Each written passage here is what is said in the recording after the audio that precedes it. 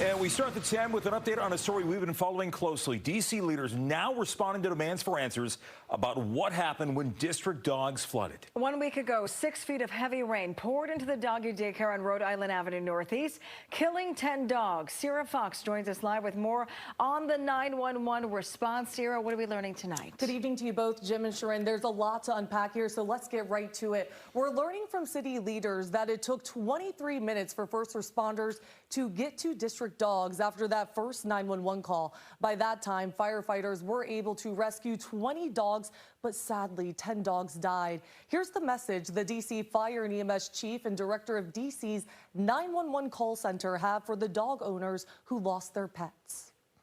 I'm so sorry for their loss, and that, I wish the outcome could have been different. I am so sorry for that loss. Losing a dog is hard, and I am so incredibly sorry.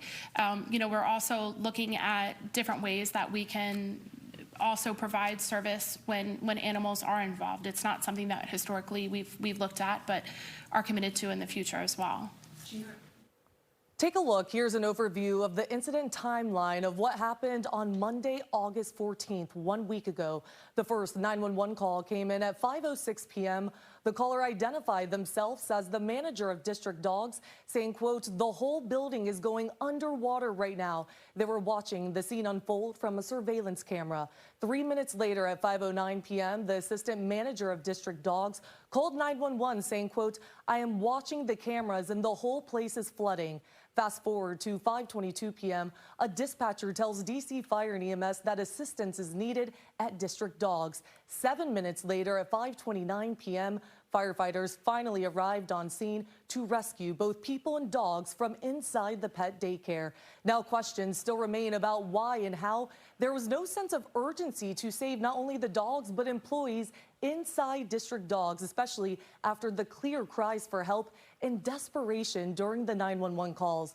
D.C. Fire and EMS mentioned there was no clear radio dispatched about the seriousness of what was happening inside the pet daycare, which ultimately caused a delay. And the D.C. Office of Unified Communications admits errors were made, including a dispatcher misspeaking by saying it was just a water leak initially.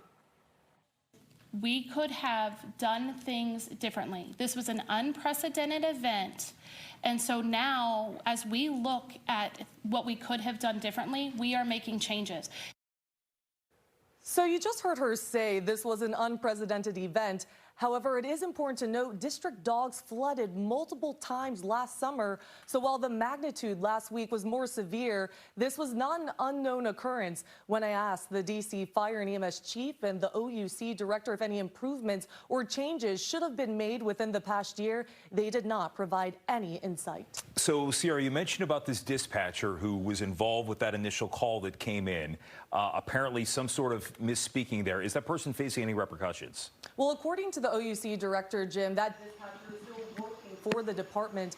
However, she couldn't comment on whether or not that person is facing any disciplinary action due to it being a personnel issue. The OUC Director also stated that there's a difference between problems with conduct and problems with performance, and that this was a performance mistake that she can fix with training. Sharon? Yeah, and on one end, there's accountability. On the other end is prevention. And what will the Office of Unified Communications in D.C. be doing moving forward so this doesn't happen again, Sarah? Yeah, great question. Well, this was definitely devastating, heartbreaking, and traumatizing for so many. The OUC Director says she is planning to make procedural, policy, and operational changes. She also pointed to there being a staffing shortage within the department, which, of course, didn't help. Jim, Sharon? The number of people who have reacted to the reporting on the story, all this information that has been coming out here, clearly a lot of things that need to be answered, and you're working to get those answers for us. So Sierra Fox on the case for us tonight. Thank you.